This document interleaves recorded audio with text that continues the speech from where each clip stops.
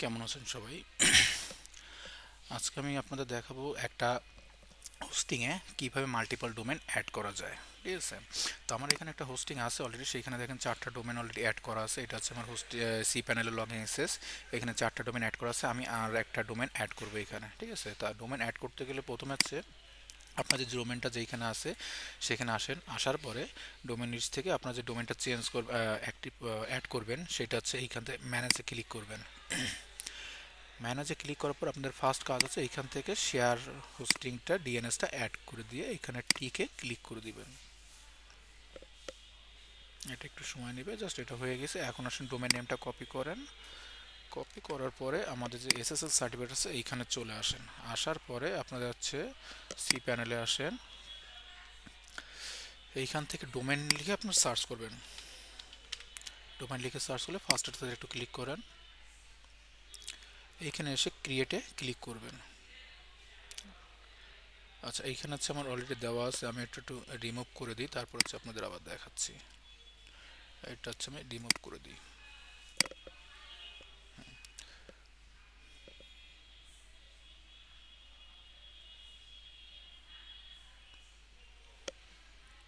ওকে, দেখেন এখন নাই। আচ্ছা, এখন আমাদের কাজ কি? আমরা জাস্ট এখানে আমাদের ডোমেন যেটা আছে সেটা হচ্ছে অলরেডি চলে গেছে। এখন আমার কাজ হচ্ছে ক্রিয়েট এ নিউ ডোমেন। এখানে ক্লিক করেন, আপনার যে ডোমেনটা আছে সেটা হচ্ছে পেস্ট করেন। পেস্ট করার পরে এখানে যে শেয়ার ডকুমেন্ট রুট আছে এটাকে একটু অন করে দেন। জাস্ট আর কিছু না, সাবমিট করে দেন। একটু ওয়েট করেন, আমাদের এই ডান পাশে পপ আপ আসবে সাকসেসফুলি অ্যাডেড।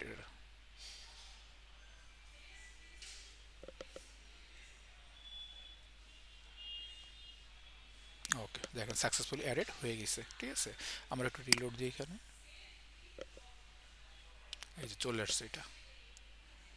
তো আপনারা এইভাবে একটা ডোমেন অ্যাড করতে পারেন। এখন আসেন ডোমেনে আমরা কিভাবে ওয়ার্ডপ্রেস ইনস্টল করব। তো এইটার জন্য আমাদের আবার সি প্যানেলে চলে আসতে হবে। আসার পরে ওয়ার্ডপ্রেস যেটা আছে এখানে ইনস্টলে ক্লিক করব আমরা। ক্লিক করার পরে আপনাদের এইখান থেকে আপনাদের যে প্রপার্টি আছে এটা কোনটা যাবেন, এইচটিটিপিএস ডাব্লিউডাব্লিউ নাকি নন ডাব্লিউডাব্লিউ, সেটা সম্পূর্ণ আপনাদের ইচ্ছে। আমি এইচটিটিপিএস নিচ্ছি।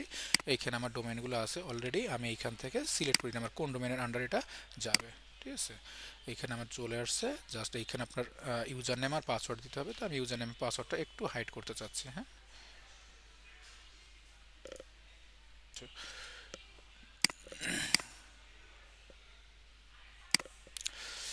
আমার পাসওয়ার্ডটা এখানে দিয়ে দিই। আচ্ছা, এখন হচ্ছে আপনাদের যে মেইল আছে সেই পার্সোনাল মেলে দিতে পারেন অথবা ওয়েব মেলও দিতে পারেন, যেটাই আপনারা দেন না কেন। এইখান থেকে আপনারা এখন নেক্সটে ক্লিক করেন। জাস্ট অল্প একটু সময় নেবে, আপনাদের কাজ করতেছে। ওকে, কমপ্লিট। এখন আসেন আমরা এখানে ওয়ার্ডপ্রেসটাকে ইনস্টল করা কমপ্লিট। এখন আসেন আমরা আর একটু কাজ করি। এখানে কোনো একটা ইরোর দিছে, কেন দিছে আমি একটু দেখি। এইচটিটিপিএস, আমার এখানে এইচটিটিপিএস হওয়ার কথা, এখানে এইচটিটিপিএস দেখাচ্ছে। একটু লগ ইন করি অ্যাডভান্স।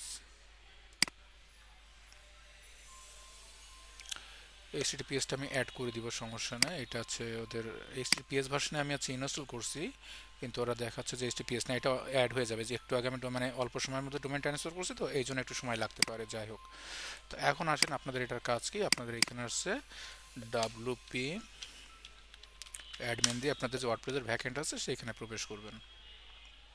এখানে হচ্ছে আপনার যে ইউজার নেম ছিল, পাসওয়ার্ড ছিল, সেটা একটু দিবেন।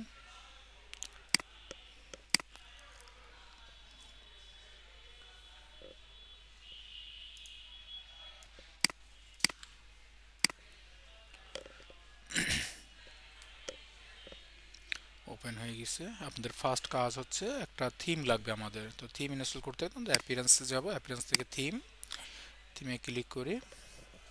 এইখানে বিভিন্ন ফ্রি থিম আছে। তো আমি চাচ্ছি যে আমার এখানে একটা থিম, আমি এখানে তো ফ্রি থিম অনেকগুলো পাবেন আপনারা। তো আমার হচ্ছে চাচ্ছে আমার একটা থিম আছে, সেটা আমি হচ্ছে এখানে ইনস্টল করব। তো এখানে আপলোড থিমে যাব, চয়েস ফাইলের অপশন দিবে, আপনার এখানে থিমটা চয়েস করে নিয়ে আসতে হবে। আমার এখানে পিক্সেল থিম আছে, আমি এটা ওপেন করতেছি। আমি ক্লিক করলাম, এখানে অ্যাড হয়েছে। এখন ইনস্টল দিব, এর জন্য একটু সময় লাগবে আপনাদের, হয়তো 1 মিনিট সময় লাগতে পারে হাইস্ট। দেখতে পাচ্ছেন আমার এটা ইনস্টল হয়ে গেছে। এখন হচ্ছে আপনাকে অ্যাক্টিভ করে দিতে হবে। এখানে অ্যাক্টিভ বাটনে ক্লিক করেন। আচ্ছা, এটা হচ্ছে আমি থিম অ্যাক্টিভ করতেছি। এরপরে হচ্ছে কি আপনার এই যে প্লাগইনগুলো আছে, আপনার যে থিমটা ইনস্টল করেন, এই ইনস্টল থিমের জন্য কিছু প্লাগইন আপনাকে ডিফল্ট ইনস্টল করতে হবে, এটা অবশ্যই করে নেবেন আপনারা। আমি মাল্টিপল দিয়ে এখানে হচ্ছে এই দুটো উঠাই দিচ্ছি, এই দুটো আমার লাগবে না। আমি এখানে বাল্ক অ্যাকশনে ক্লিক করি, ইনস্টল দিই প্রথমে।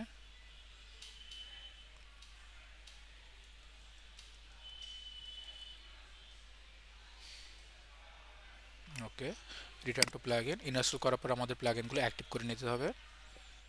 তো একইভাবে আমি হচ্ছে বাল্ক সিলেক্ট করলাম, অ্যাক্টিভিটি দিলাম, অ্যাপ্লাই দিলাম। এখানে আমি দুটা ইনস্টল করি, সেই দুটো অ্যাক্টিভ হবে না। ওকে, এরপর আপনাদের কাজ কি আছে, এটা একটু রিলোড দেন। রিলোড দিলে এলিমেন্টারের একটা ইন্টারফেস আপনাকে আসবে, এখানে আপনাকে অ্যাকাউন্ট ক্রিয়েট করতে বলবে। তো আপনার এখানে অ্যাকাউন্ট ক্রিয়েট না করলেও হবে, সমস্যা নেই, আমি এটা কেটে দিয়ে বের হয়ে আসতেছি। এরপর আসেন এখানে অ্যাপিয়ারেন্স থেকে আপনি দেখতে পাবেন রুবি ইম্পোর্ট ডেমো। তার মানে আমার যে থিমটা ছিল সেই থিমের আন্ডার অনেকগুলো থিম আছে। তো আমি কোনটা ইম্পোর্ট করতে চাচ্ছি, কোন থিমটা আমি নিতে চাচ্ছি, তো আমি চাচ্ছি এইটা নিতে, পিকজেল, এটা বেবি কনসেপ্ট, এটা চাচ্ছি। তো এই জন্য আপনাকে ফার্স্টে দেখেন এখানে এটা ইনস্টল করে নিতে হবে, এটা কন্ট্যাক্ট ফর্ম 7টা ইনস্টল করে নিতে হবে। তা নাহলে আপনার কন্ট্যাক্ট ফর্মে এই কন্ট্যাক্ট ফর্মের যে অপশনটা থাকে সেটা আপনাদের আসবে না। আচ্ছা, এখন এটা আবার অ্যাক্টিভ করতে হবে, অ্যাক্টিভ করলাম। এখন আসেন আপনার এখানে যে এই থিমে যে ইম্পোর্ট ডেমোগুলো আছে সব কিছু আমি ইম্পোর্ট করব, জাস্ট আমি ইন্টারফেসটা চেক করার জন্য। এখানে অল ডেমো ইন কন্ট্রাক্টে ক্লিক করেন, ইম্পোর্ট ডেমোতে দেন, ওকে। জাস্ট একটু সময় নেবে এটা ইম্পোর্ট হতে।